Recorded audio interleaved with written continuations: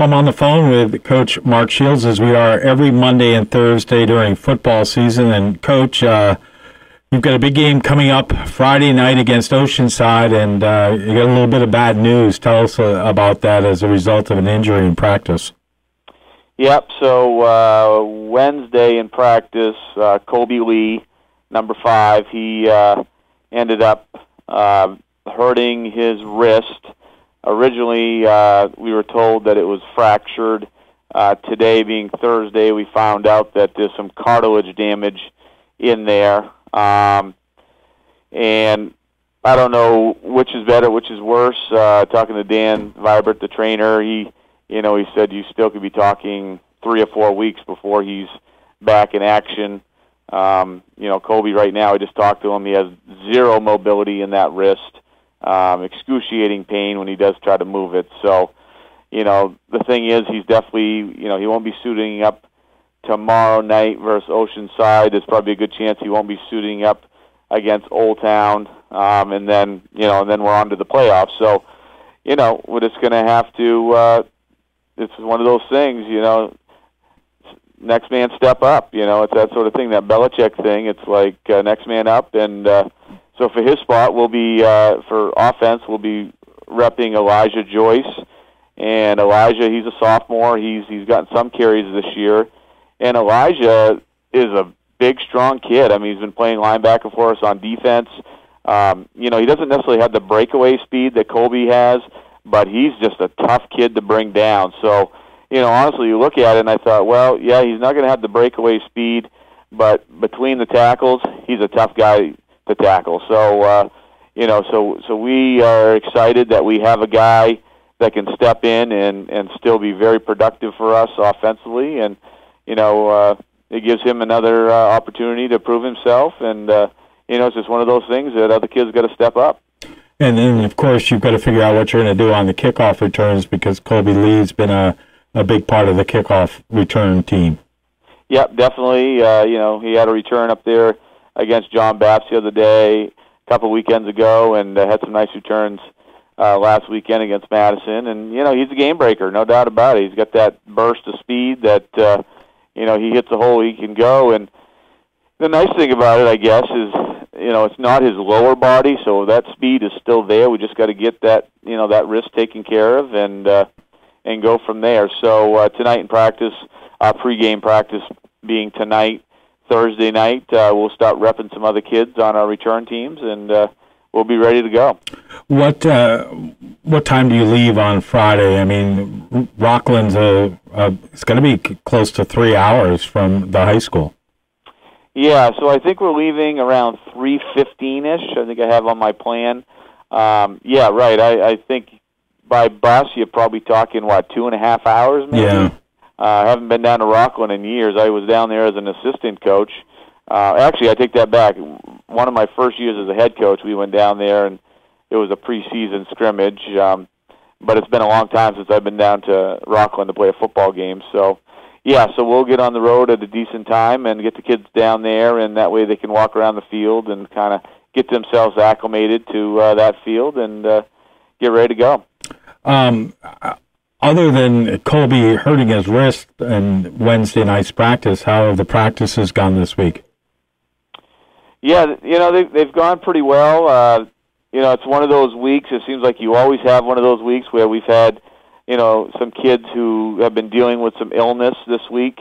But the good news is here it is Thursday, and a lot of the kids are here today and feeling a lot better, and, they can been kind of fighting through the illness. Some of the guys haven't missed any practices. Some guys just didn't feel well enough that they could practice, so they did take a night off. But, overall, I think our week of practice has gone well. Preparation, when I think defensively, you look at Oceanside, and, they want to run the ball, but they also want to throw the ball. They're one of the best throwing offenses in our league, so we've worked real hard on our pass defense, and, offensively, continue to do what we do. And, we really don't have to, offensively speaking, calling the plays, with Elijah in there. He's been, in the program for 2 years, so he knows the offense. So it really doesn't cut back what I want to do Friday night versus Oceanside. He knows all the offense, so I think we're looking pretty good there. And then once again, special teams might have a different look where Colby wouldn't be back deep, but everybody else is going to be ready to go, and they'll be there. You mentioned about Oceanside likes to pass. I mean, Maine high school football puts out Players of the Week, and the Class C Star of the Week was Brandon Dabrowski of Oceanside. And last week, the Oceanside beat Herman, and he went 11 for 25 passing, threw for 354 yards, 6 touchdowns, ran for 87 yards with 2 touchdowns. I mean, he scored a 2-point conversion and kicked an extra point. Holy smoke! I mean, he's a powerhouse there. Yeah, he's the real deal. I mean, he's a major weapon for them. And as we said on Monday, they have numerous weapons down there that they can go to.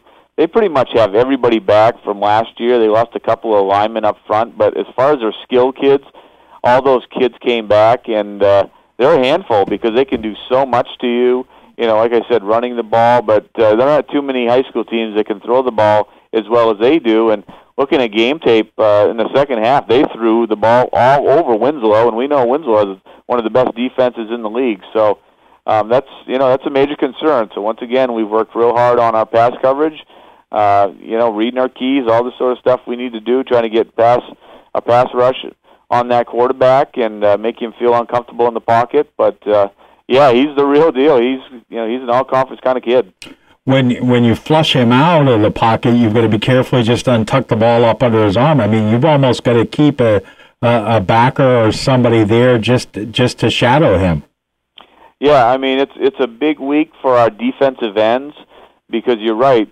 If he gets outside of the pocket and our defensive ends, they don't contain him, they don't get outside of him, then yeah, he's fast. So he's going to take off on you, and he's going to pick up yardage that way. So, yeah, it's a huge week to do our jobs defensively and try to contain this kid. What are the keys to victory? I mean, obviously, do your job is number one.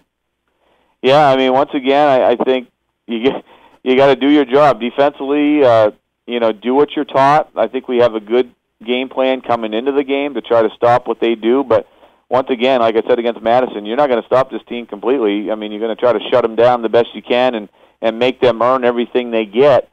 So, yeah, defensively, do your job. And then offensively, I think for us, you got to be patient because they're a decent team defensively. They come at you. They blitz a lot. And there's going to be some plays where they're going to stuff us right at the line of scrimmage. And we got to get back in the huddle and, get ready for the next play. And people hitting the hole hard, 2 hands on the football, kids blocking well up front. I mean, this is just fundamental football. I mean, when you go on the road like we're going to against a really good Oceanside team senior night, it's going to be a tough place to try to come away with a victory. I think it's going to be a hornet's nest down there for us for sure.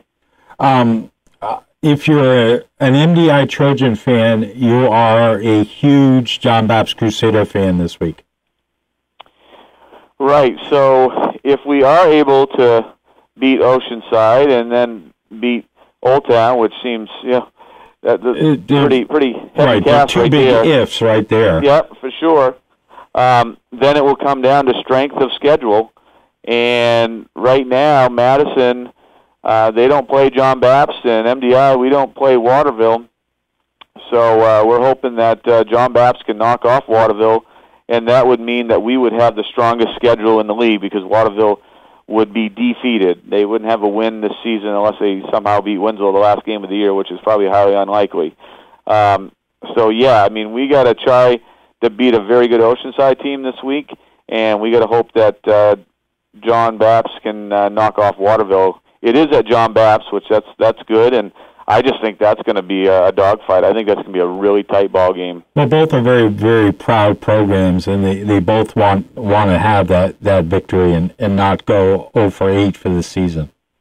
Yeah, definitely. I mean, I've had seasons like that, and where we got 1 win one year. I think in my very first year as head coach, we went to the very last game of the year. We had to play Old Town, and Old Town came to us, and I think we beat them like 14-6. It was a battle. but you want to try to get that victory, because that helps you spring into the next season and keeps your kids positive. And so I think that's going to be quite a game up there. All right. What do you want to say to the fans? I mean, Rockland's a big travel distance from the island, but you're home next weekend against Old Town, and that will be senior recognition night, and could be just a huge moment for the program to possibly go number one. Yeah, for sure. So if you can't get down to Rockland Friday night, it sounds like it might be a little breezy. I don't think we're going to get wet. Could be a little chilly, they're saying, if you can believe Todd Simcox. Widespread frost on the island tomorrow night. What's that? Widespread frost on the island tomorrow night. Oh, is it really? Yep. Yeah, so there you go. So it could be chilly. But if you can't get down to Rockland tomorrow night for our game versus Oceanside, then hopefully we can get a big crowd up here against a very good Old Town team. Another huge game for the Trojans. I mean, this is all coming down to really the last two games of the season. Everybody's worked real hard through 6 games, but these last 2 weeks are really what's going to decide who's 1, who's 2, and who's 5 and 6. Because in the conference, it's just the top 6 teams go to the playoffs. Exactly, and every team wants to get into the playoff hunt. So every team this time of year, your back's sort of against the wall. Some teams, they play with a sense of urgency, and teams are dangerous. I think Oceanside is going to be dangerous because they're going to, they want to knock off the number 1 seed, and then next thing you know, we have the same record as they do. So, yeah, I mean, it's just that time of year where teams are looking for big wins and trying to jockey themselves in a better position for the playoffs. All right, Coach. Have a good night, and we'll see you down in Rockland on Friday. All right, Chris. Thank you.